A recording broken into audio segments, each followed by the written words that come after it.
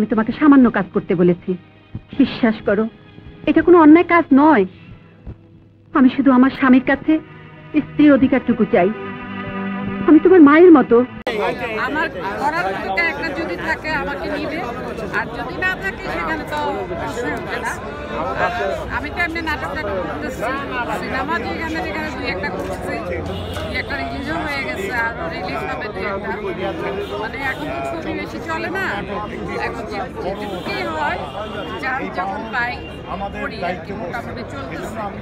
নাটক করতেছে, এই মাসে প্রচুর নাটক আছে।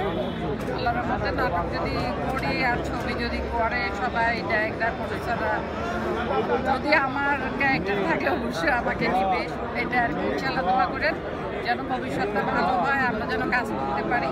আমরা তো কাজ করার জন্য অবশ্যই আগ্রহ নিয়ে বসে থাকি, কাজ হলে আমরা করতে পারি, এটাই আর কি।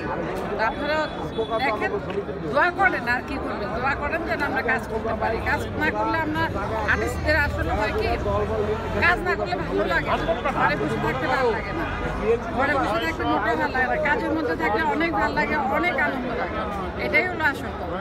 তো যতদিন আল্লাহর মধ্যে বেঁচে আছি, কাজ করার মতো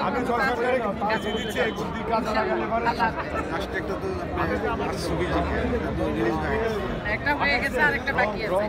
প্রেমপুরান এখনো বাকি আছে। প্রেমপুরান ওই যে জমা দিছে, আমার ডাইরেক্টরের সাথে কথা হলো, জমা দিছে যে কখনো হয় সেটাতে প্রেমপুরান আর্টিস্ট হলো আর আছে। আমি এই তো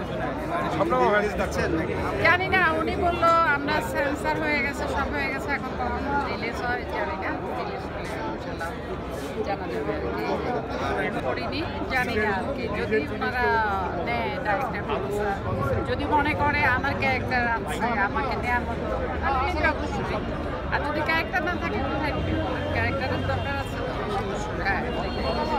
আমাকে, আমরা তো এখানে দাঁড়া করা দিতে তো হবে না, আমার উপযুক্ত ক্যারেক্টার লাগবে। ওই ক্যারেক্টার যদি হয় অবশ্যই ইনশাআল্লাহ।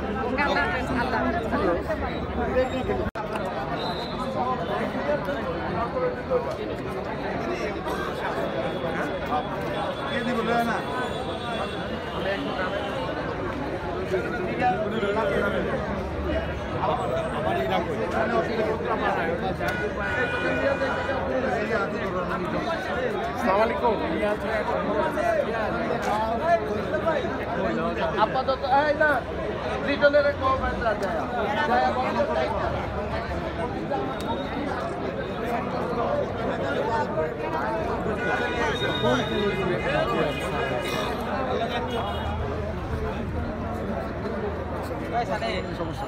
না কেন হাজার হাজার লোক আসসালামু আলাইকুম।